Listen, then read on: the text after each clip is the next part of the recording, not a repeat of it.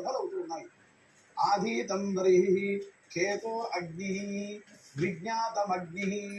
నీ యొక్క విజ్ఞానము, నీ సారస్వతము, నీ వైభవము ఎక్కడి వరకు ఉంటుందో అంత జ్వాల ఆ రకంగా వెలుగుతూ ఉంటుంది. విజ్ఞాతమగ్ని వాక్పతిర్హోత. నువ్వు మాట్లాడేటువంటి మాట హోతృత్వం ఉంటుంది. వాక్పతిర్హోత మన ఉపవక్త. ఈ వాక్యాలకు అర్థం చెప్పేటువంటి వాడు, మాట్లాడేటువంటి వాడు వక్త అని పిలువబడుతూ ఉన్నాడు.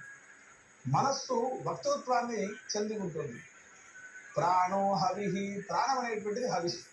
హోమము చేస్తే అక్కడ చరుస్థాలి, ఆజ్యస్థాలి, ప్రోక్షణ పాత్ర, పూర్ణ పాత్ర, సురుక్షువములు, సమిధలు ఇవన్నీ ఉండాలి.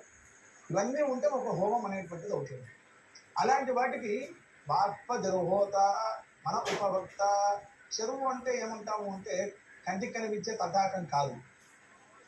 అన్నము, గోధుమలు లేక ఇంకా ఏవైనా పాయసములు వండినటువంటి పదార్థాన్ని దాన్ని హవిస్సు అనేటువంటి నామవాచకంతో పిలుస్తూ ఉంటారు. దానికి ఏమిటి అంటే ప్రాణమే హవిస్సు అవుతుంది చిదగ్నికి. ప్రాణమే హవిస్సు ఏ రకంగా అవుతుంది? ప్రాణాన్ని తీసుకొని వెళ్ళి చిత్తులో వేస్తే అది ప్రాణము హవిస్సు అయిపోతుందా అంటే కాదు, అలా కాదు.